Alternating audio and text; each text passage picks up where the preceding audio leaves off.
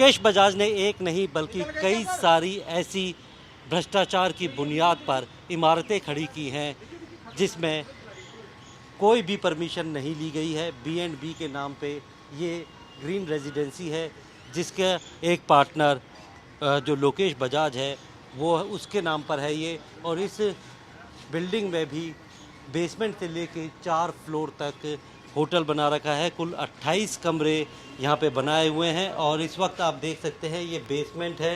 ज़्यादातर जो African national या विदेशी नागरिक हैं वो यहाँ पर आके रुकते हैं और ख़ास तौर पर ये लोग यहाँ पर आसपास के नामी जो अस्पताल है वहाँ पर इलाज के लिए आते हैं और उन्हीं जो तीमारदार हैं या फिर पेशेंट हैं उनके लिए इस तरीके के बेसमेंट में भी कमरे बनाए हुए हैं जो कि पूरी तरीके से गैरकानूनी होते हैं। और ये आप तस्वीरें देख सकते हैं कि कितनी लंबाई में यहाँ पर ये कमरे भी बने हुए हैं और ख़ास तौर पर वेंटिलेशन का कोई बहुत ज़्यादा यहाँ पर चीज़ें नहीं है।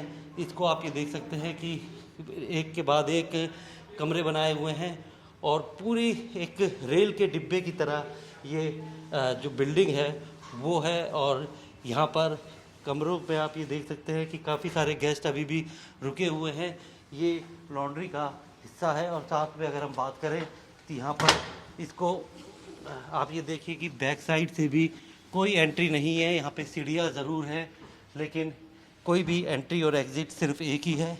और B&B के नाम पर लाइसेंस लिया गया है जिसकी अधिकतम सीमा कमरों की 6 होनी चाहिए, लेकिन यहाँ पर 28 कमरे बनाए हुए हैं और हर कमरे में आप अगर ये देखेंगे तो AC लगे हुए हैं। ख़ास तौर पर जो इनका बाकी का जो लॉबी का रूम है वहाँ AC लगे हुए हैं। तो ये आप अंदाज़ा लगा सकते हैं कि किस तरीके से राजधानी दिल्ली में ये अवैध इमारतें खड़ी की हुई हैं। आप इसके अलावा अगर अब ये बेसमेंट में जो कि पूरी तरीके से गैरकानूनी होती हैं यहाँ पर कमरे बनाना, वो यहाँ बनाए हुए हैं। और अगर हम बात करें इस बेसमेंट से निकलकर और अगर यहाँ पर होटल की जो रिसेप्शन है या लॉबी है उसमें जाने की, तो आप ये अंदाज़ा लगा सकते हैं कि यहाँ से ये लॉबी है बेसमेंट की। 2 AC यहाँ लगाए हुए हैं बाकायदा। यहाँ पर B&B का जो लाइसेंस लिया गया था वो यहाँ पर लगाया हुआ था। इस बेसमेंट के अलावा अगर आप देखें ठीक उसी तरीके से यहाँ पर भी कमरे बनाए हुए हैं जिसमें लिफ्ट भी है और ख़ास तौर पे ये स्टेयर्स भी हैं।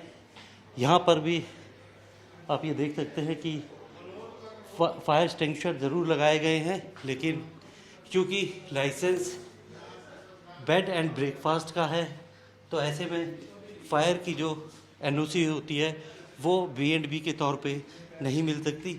और इसके अलावा अगर आप देखें कि ग्राउंड फ्लोर के अलावा अगर फर्स्ट फ्लोर पर भी जाए हम और देखेंगे तो फायर एक्सटिंग्विशर ज़रूर लगाए हुए हैं, लेकिन यहाँ पर जितने भी होटल हैं वो गलत लाइसेंस लेकर नियम कायदों को ताक पर रखकर चलाए जा रहे हैं।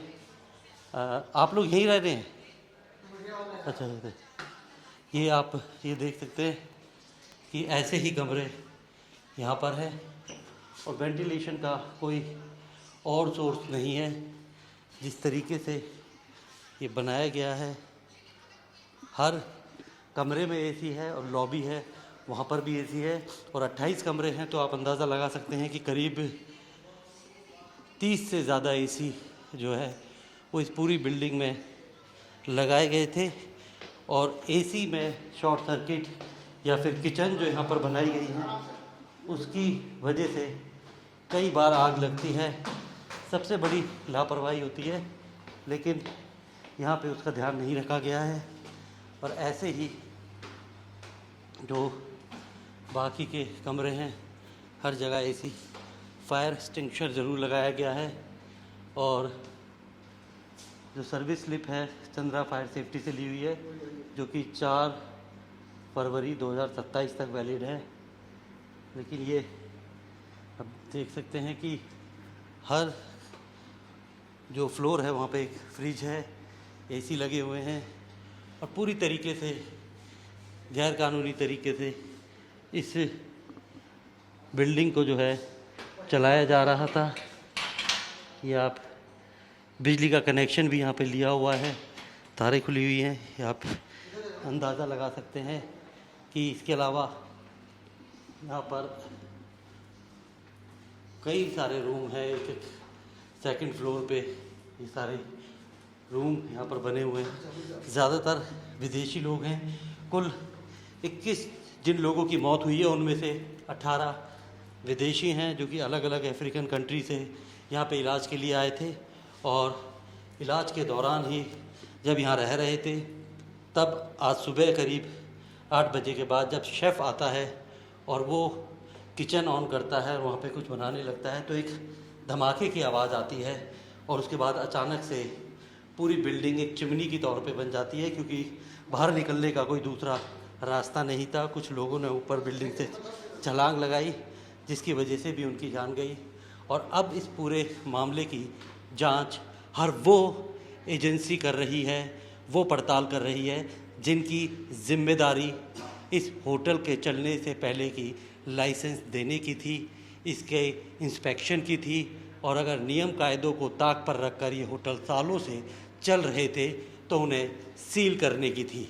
लेकिन करप्शन की बुनियाद पर ये होटल चलाए जा रहे थे और उसी भ्रष्टाचार की वजह से 21 लोग अभी तक मारे जा चुके हैं और 8 लोग वेंटिलेटर पर ज़िंदगी और मौत से जूझ रहे हैं। प्रमोद शर्मा, जी मीडिया, दिल्ली।